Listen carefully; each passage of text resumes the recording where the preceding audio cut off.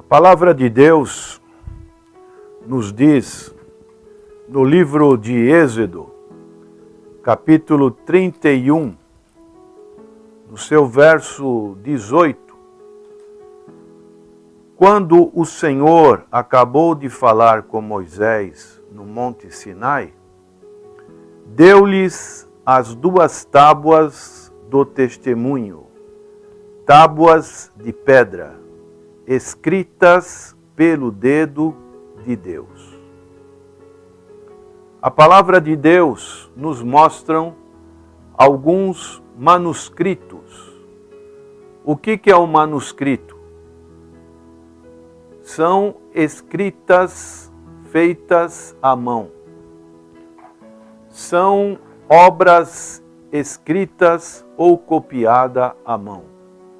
Palavra no latim, manu, significa mãos, e scriptus significa escrever.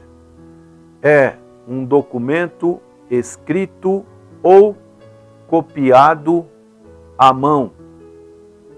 E aqui nesse texto que acabamos de ler, nos falam que foi escrito pelo dedo de Deus, também conhecido como pergaminho ou papel, utilizando um instrumento, uma pena, um cálamo, um lápis, uma caneta. E nós encontramos na palavra de Deus várias desses manuscritos. E esses manuscritos são distintos. Ainda falando sobre a época do chamado 10 Mandamentos, nós encontramos em Êxodo, capítulo 34, verso 1, então disse o Senhor a Moisés, lavra 2 tábuas de pedra, como as primeiras, e eu escreverei nelas as mesmas palavras que estavam nas primeiras tábuas que tu quebraste. Falando do Decálogo. E mais adiante, nós vemos que quando, na época de Daniel, o dedo de Deus apareceu numa parede para anunciar um juízo. Isso aconteceu no tempo do rei Belsazar, que era filho de Nabucodonosor, quando o Império Medo-Persa invadiu a Babilônia e tomou aquele governo. Eles estavam fazendo uma grande festa, uma grande orgia, como uma espécie de um carnaval, como vamos ter nos próximos dias.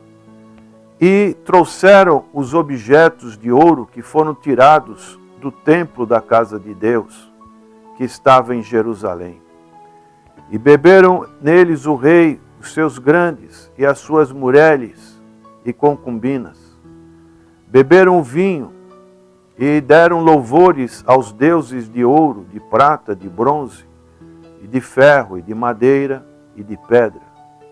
E aconteceu que, de repente, apareceram uns dedos de mão de homem, e escreviam defronte do castiçal, na caiadura da parede do palácio real. O rei via a parte da mão que estava escrevendo. E a Bíblia fala que mudou o seu semblante. E os seus pensamentos o turbaram. As suas juntas dos seus lombos se relaxaram. E os seus joelhos bateram um no outro. E dessa maneira, aquele rei se viu atormentado, pediu orientação para os seus encantadores, os seus astrólogos, os seus feiticeiros, e queria a interpretação daquela leitura que estava escrita à sua interpretação que foi escrita ali na parede. O dedo de Deus, mostrando o manuscrito na parede para anunciar o juízo de Deus. E nenhum daqueles sábios, encantadores, mágicos, astrólogos, feiticeiros, souberam dar a devida interpretação dessas palavras, que eram Mene, Mene, Tekel e Parsim. E somente Daniel conseguiu dar essa interpretação. Deus revelou para ele. E essa foi a interpretação dessas palavras que foram escritas no aramaico. Mene, contou Deus o teu reino e o acabou. Tekel, pesado foste na balança e foste achado em falta. Pérez, dividido foi o seu reino e dado aos medos e aos persas. Então aqui nos mostra o manuscrito para anunciar o juízo. Assim, meu prezado ouvinte, nós também temos um manuscrito contra nós. Nós temos uma natureza que não agrada a Deus. Nascemos em pecado. A Bíblia fala que todos pecaram e destituídos estão da graça de Deus. E dessa maneira existe contra nós um anúncio de juízo. Por isso, nós precisamos estar em Cristo Jesus. A palavra de Deus nos diz em Colossenses 2,14, havendo riscado o escrito de dívida que havia contra nós, nas suas ordenanças, o qual nos era contrário, tirou-o do meio de nós, cravando-o na cruz do Calvário. Somente o Senhor Jesus Cristo poderia realizar isso. Havia a lei cerimonial que tinha sido dada para Moisés. Uma lei difícil de ser cumprida. O escritor aos Hebreus diz, no capítulo 7, verso 18, o mandamento anterior é abrogado por causa da sua fraqueza e inutilidade. Então esse mandamento anterior, ele foi agora extinto. E agora nós temos um manuscrito melhor que foi feito pelo Senhor Jesus Cristo. E ele riscou o escrito da dívida, a doutrina da cruz, que estava contra nós nas suas ordenanças. Agora, em Jesus Cristo, nós podemos ser absolvidos desta condenação, desse juízo.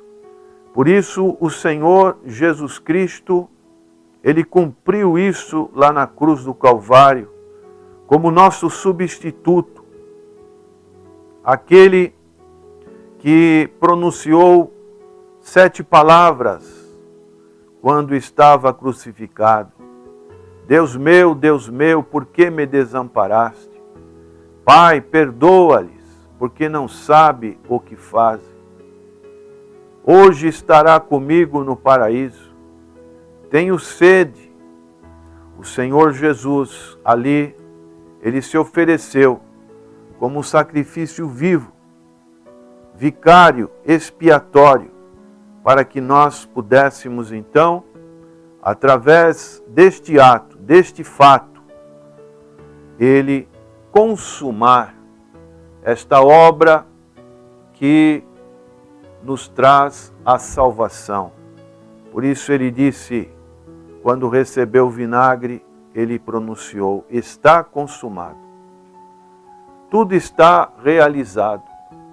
Agora não precisamos mais de nenhuma atitude. Tudo o que precisamos fazer é crer, é entender o plano salvífico de Deus para as nossas vidas. Por isso, prezado ouvinte, neste dia, entenda que existe da parte de Deus um manuscrito, algo que foi escrito pelo próprio Deus, que nos aponta que um dia todos nós estaremos comparecendo diante do seu juízo.